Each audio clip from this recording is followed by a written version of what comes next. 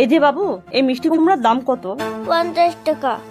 ওই কুমড়াটা আমি 100 টাকা দিব, ওইটা আমাকে দাও। আমার সাথে টাকার গরম দেখাচ্ছে। আমি 200 টাকা দিব।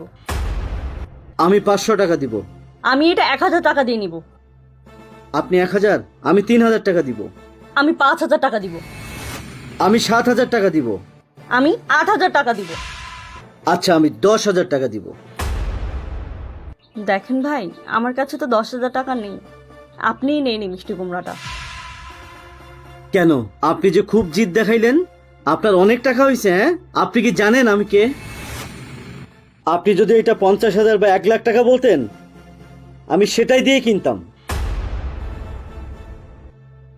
ঠিক আছে, এই নাও।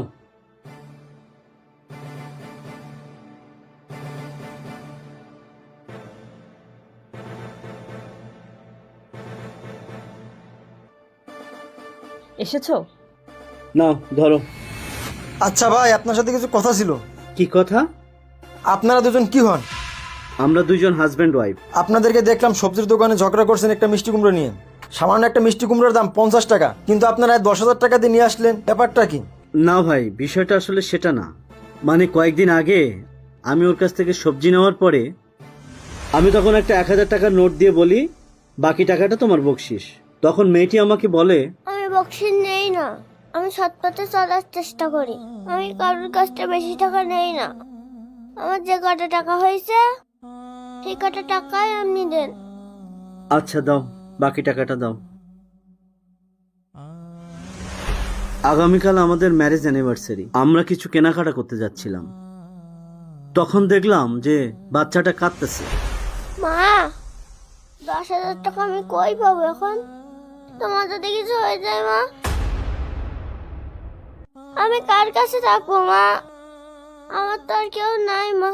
আমি দোকানটা শেষ করে হসপিটালে আসতেছি, তুমি চিন্তা করো না মা।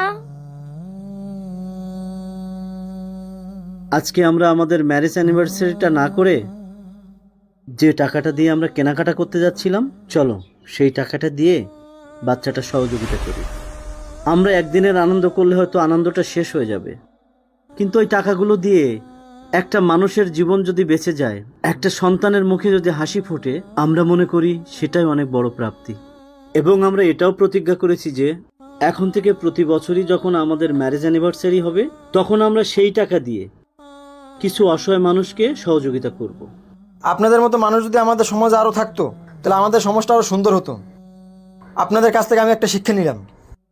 এখন থেকে আমার সামনে যে বিশেষ দিনগুলো আসবে, অবশ্যই আমি সেই দিনগুলোকে আনুষ্ঠানিকভাবে পালন না করে অসহায় মানুষদের পাশে দাঁড়াবো।